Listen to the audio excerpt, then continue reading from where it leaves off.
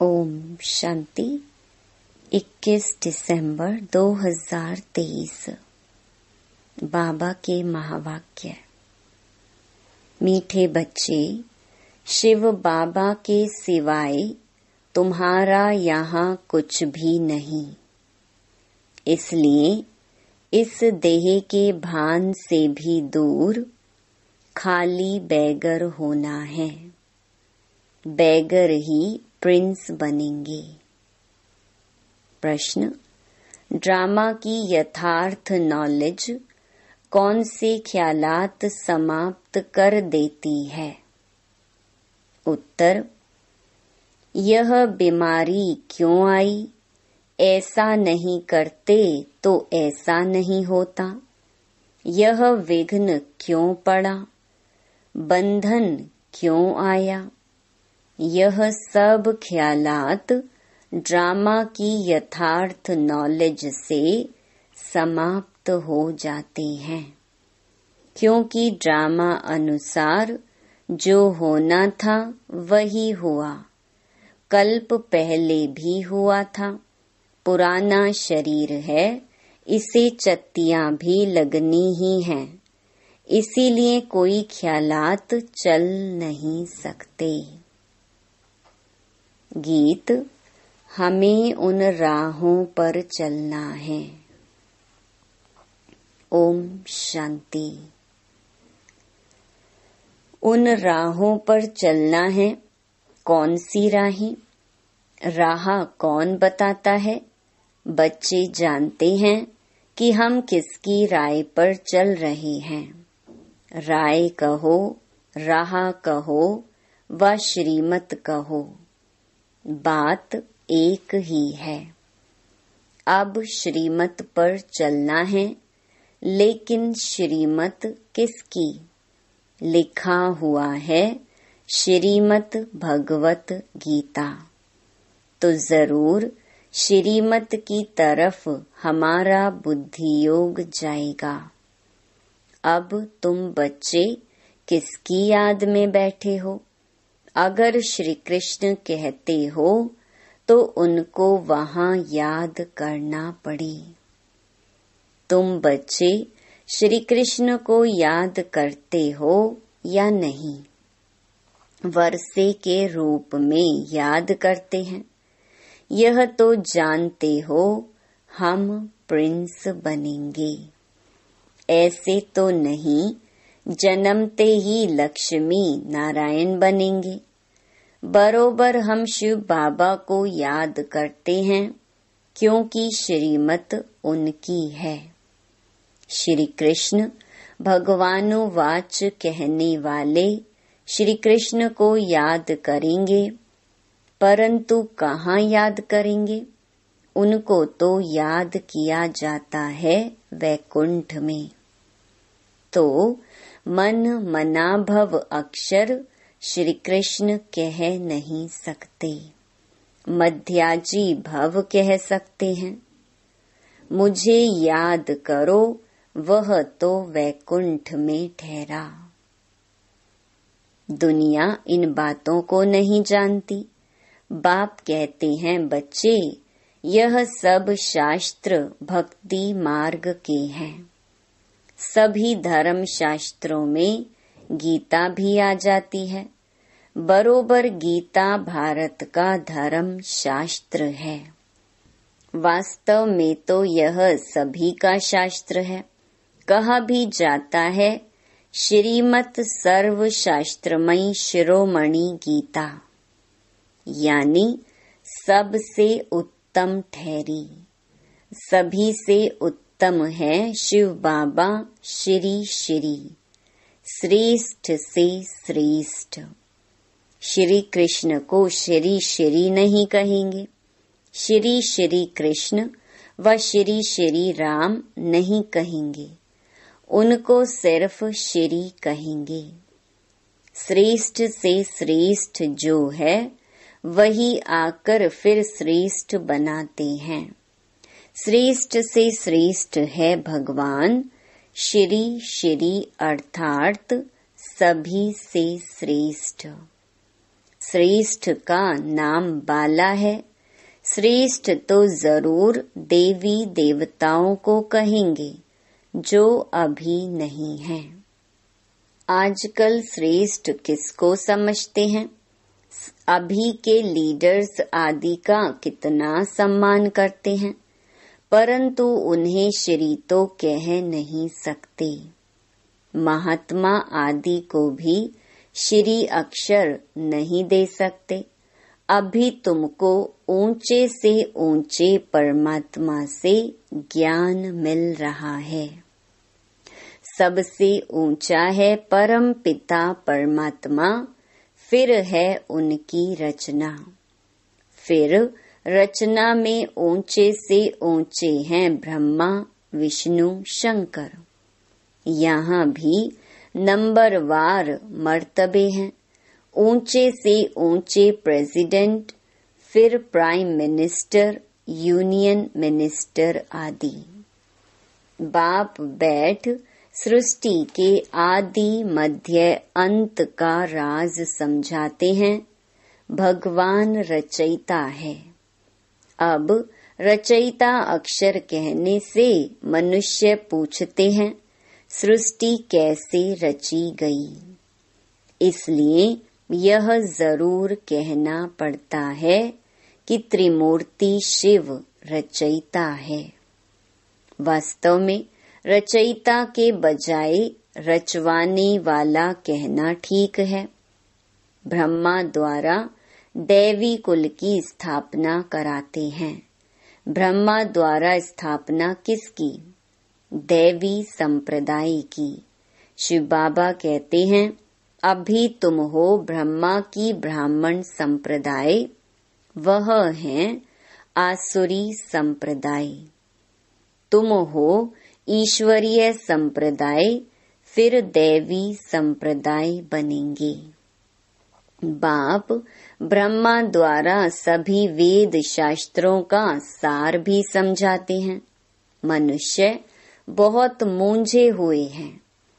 कितना माथा मारते रहते हैं बर्थ कंट्रोल हो। बाप कहते हैं मैं आकर भारत की यह सर्विस कर रहा हूँ। यहाँ तो है ही तमो प्रधान मनुष्य, 10-12 बच्चे पैदा करते रहते। झाड़ वृद्धि को जरूर पाना ही है, पत्ते निकलते रहेंगे। इसको कोई कंट्रोल कर ना सके। सतयुग में कंट्रोल है, एक बच्चा एक बच्ची बस। यह बातें तुम बच्चे ही समझते हो, आगे चल आते रहेंगे, समझते रहेंगे। गाया भी हुआ है अतीन्द्रिय सुख गोप गोपियों से पूछो। यहाँ जब तुम सम्मुख सुनते हो तो सुख भासता है, फिर धंधे धोरी में जाने से इतना सुख नहीं भासता है। यहाँ तुमको त्रिकालदर्शी बनाया जाता है। त्रिकालदर्शी को स्वदर्शन चक्रधारी भी कहते हैं। मनुष्य कहते हैं फलाना महात्मा त्रिकालदर्शी था।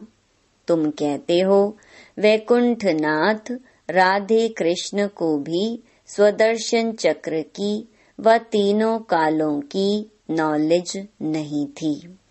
कृष्ण तो सभी का प्यारा सतयुग का फर्स्ट प्रिंस है, परंतु मनुष्य ना समझने कारण कह देते कि तुम श्री कृष्ण को भगवान नहीं मानते, इसलिए नास्तिक हो, फिर विघ्न डालते हैं।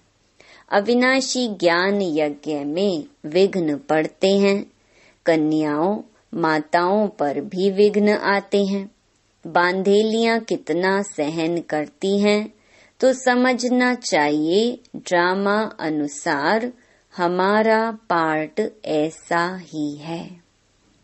विघ्न पड़ गया, फिर यह ख्यालात नहीं चलना चाहिए कि ऐसे नहीं करते तो ऐसा नहीं होता, ऐसे नहीं करते तो बुखार नहीं होता। हम ऐसे नहीं कह सकते।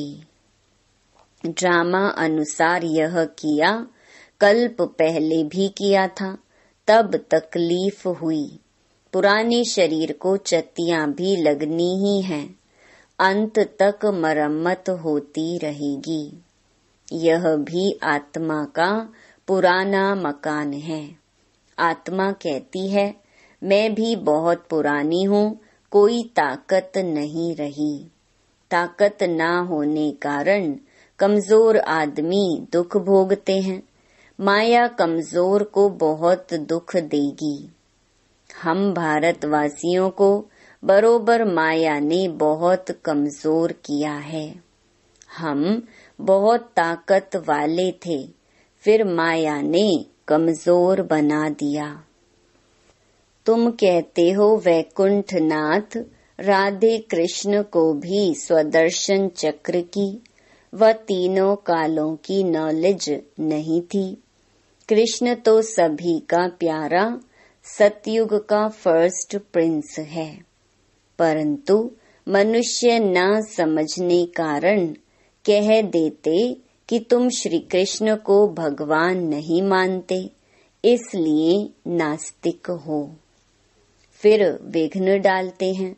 अविनाशी ज्ञान यज्ञ में विघ्न पड़ते हैं। कन्याओं माताओं पर भी विघ्न आते हैं। बांधेलियां कितना सहन करती हैं, तो समझना चाहिए ड्रामा अनुसार हमारा पार्ट ऐसा ही है। ड्रामा अनुसार यह किया, कल्प पहले भी किया था, तब तकलीफ हुई। पुराने शरीर को चत्तियां भी लगनी ही हैं, अंत तक मरम्मत होती रहेगी। यह भी आत्मा का पुराना मकान है। आत्मा कहती है, मैं भी बहुत पुरानी हूँ, कोई ताकत नहीं रही। ताकत ना होने कारण कमजोर आदमी दुख भोगते हैं। माया कमजोर को बहुत दुख देगी। हम भारतवासियों को बरोबर माया ने बहुत कमजोर किया है। हम बहुत ताकत वाले थे, फिर माया ने कमजोर बना दिया। अब फिर उन पर जीत पाते हैं तो माया भी हमारी दुश्मन बनती है। भारत को ही जास्ती दुख मिलता है, सबसे कर्जा ले रहे हैं। भारत बिल्कुल पुराना हो गया। जो बिल्कुल साहूकार था, उनको बहुत बेगर बनना है, फिर बेगर से प्रिंस। बाबा कहते, इस शरीर के भान से भी दूर खाली हो जाओ।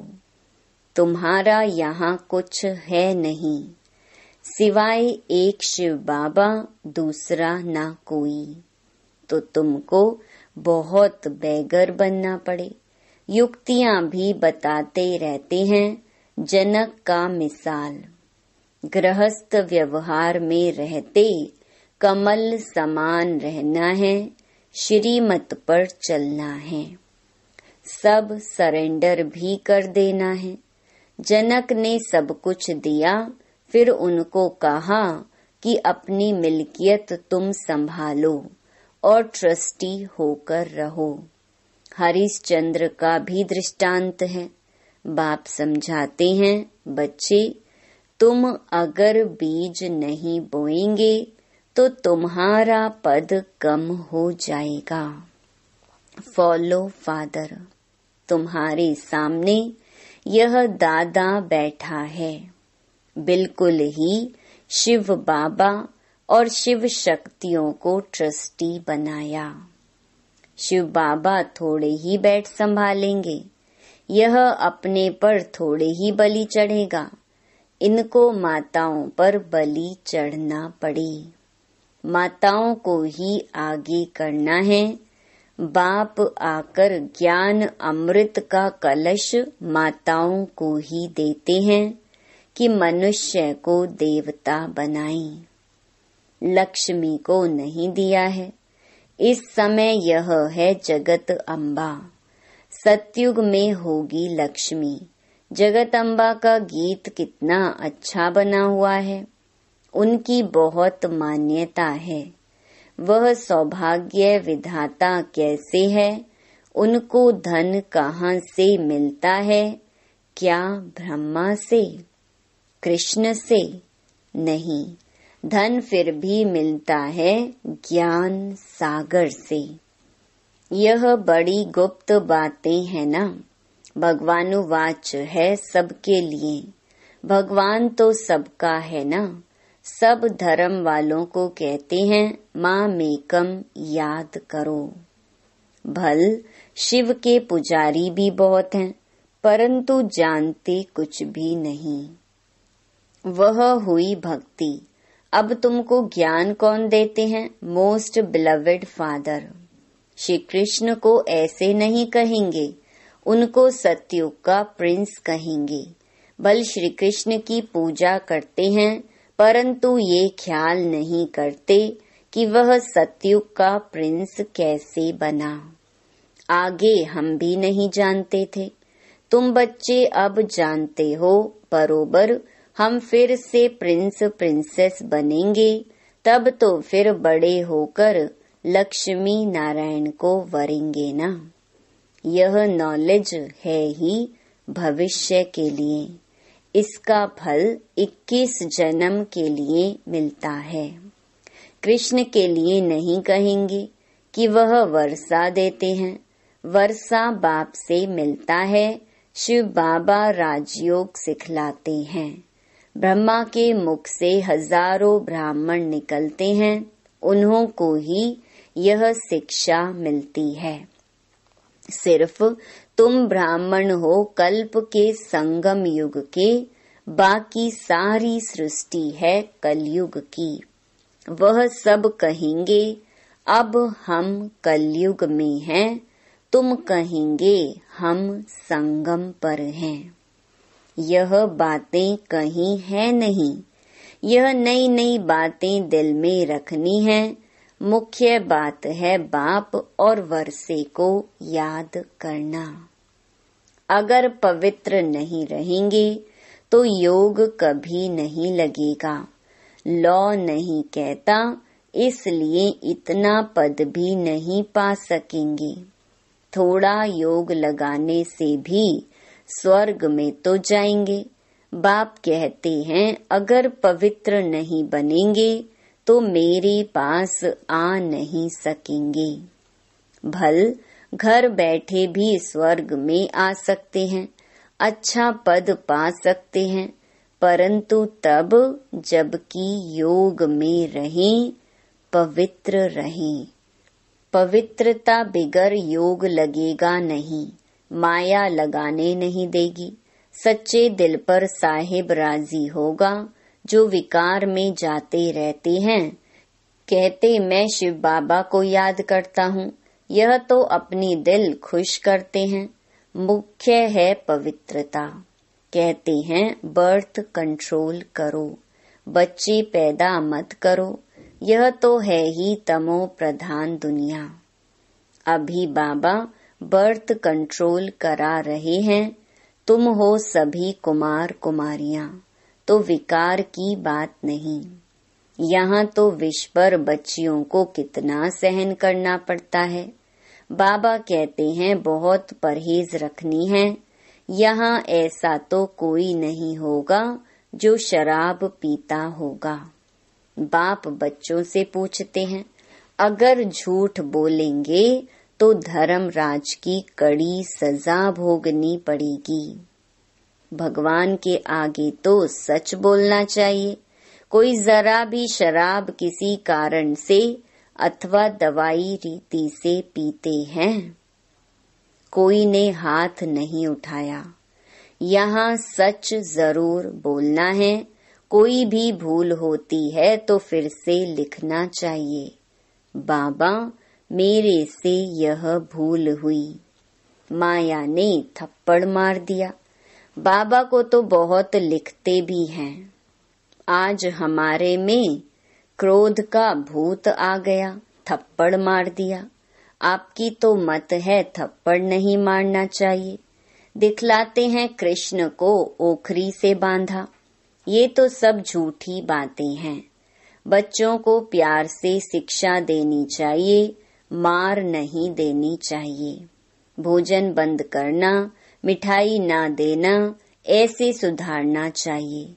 थप्पड़ मारना क्रोध की निशानी हो जाती है। सो भी महात्मा पर क्रोध करते हैं। छोटे बच्चे महात्मा समान होते हैं ना, इसलिए थप्पड़ नहीं मारना चाहिए। गाली भी नहीं दे सकते। ऐसा कर्म नहीं करना चाहिए जो ख्याल में आए हमने यह विकर्म किया।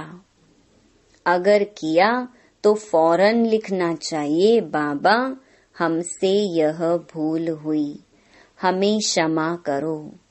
आगे नहीं करेंगे, तौबा करते हैं ना।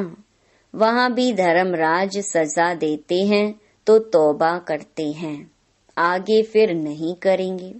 बाबा बहुत प्यार से कहते हैं, लाडले सपूत बच्चे, प्यारे बच्चे, कभी झूठ नहीं बोलना।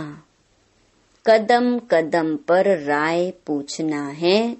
तुम्हारा पैसा अब लगता है भारत को स्वर्ग बनाने में, तो कौड़ी कौड़ी हीरे समान है।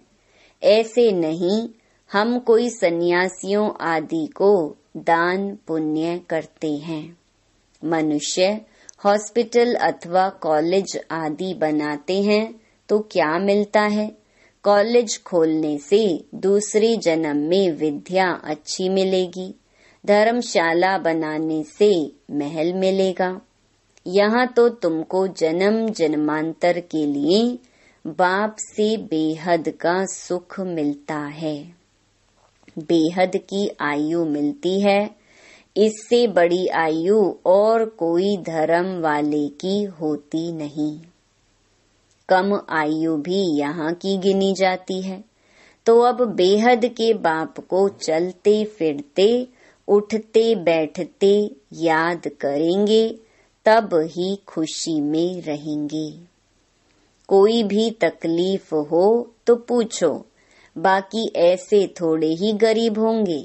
कहेंगे बाबा हम तो आपके हैं, अब हम आपके पास बैठ जाते हैं। ऐसे तो दुनिया में गरीब बहुत हैं। सब कहें हमको मधुबन में रख लो, ऐसे तो लाखों इकट्ठे हो जाएं। यह भी कायदा नहीं। तुमको गृहस्थ व्यवहार में रहना है, यहाँ ऐसे रह नहीं सकते। धंधे में हमेशा ईश्वर अर्थ 1-2 पैसा निकालते हैं। बाबा कहते हैं, अच्छा तुम गरीब हो, कुछ भी नहीं निकालो, नॉलेज को तो समझो और मन मनाभव हो जाओ। तुम्हारी मम्मा ने क्या निकाला? फिर वह ज्ञान में भी तीखी है, तन मन से सेवा कर रही है। इसमें पैसे की बात नहीं। बहुत बहुत करके 1 रुपया दे देना, तुम्हें साहूकार जितना मिल जाएगा। पहले अपने गृहस्थ व्यवहार की संभाल करनी है, बच्चे दुखी ना हो। अच्छा, मीठे मीठे सिकिलधे बच्चों प्रति मात पिता बाप दादा का याद प्यार और गुड मॉर्निंग। वंदे मातरम, सलाम वालेकुम, जय जय जय हो तेरी। ओम शांति। धारणा के लिए मुख्य सार। पहला, कोई ऐसा कर्म नहीं करना है जिसके पीछे ख्याल चले तौबा तौबा, पश्चाताप करना पड़े। झूठ नहीं बोलना है, सच्चे बाप से सच्चा रहना है। दूसरा, भारत को स्वर्ग बनाने में अपनी एक एक कौड़ी सफल करनी है। ब्रह्मा बाप समान सरेंडर हो, ट्रस्टी बनकर रहना है। वरदान, हर आत्मा के संबंध संपर्क में आते सब प्रश्नों से पार रहने वाले सदा प्रसन्न चित्त भव। हर आत्मा के संबंध संपर्क में आते कभी चित्त के अंदर यह प्रश्न उत्पन्न ना हो कि यह ऐसा क्यों करता व क्यों कहता, यह बात ऐसे नहीं ऐसे होनी चाहिए। जो इन प्रश्नों से पार रहते हैं वही सदा प्रसन्न चित्त रहते हैं, लेकिन जो इन प्रश्नों की क्यू में चले जाते, रचना रच लेते, तो उन्हें पालना भी करनी पड़ती, समय और एनर्जी भी देनी पड़ती। इसलिए इस व्यर्थ रचना का बर्थ कंट्रोल करो। स्लोगन, अपने नैनों में बिंदु रूप बाप को समा लो तो और कोई समा नहीं सकता। ओम शांति।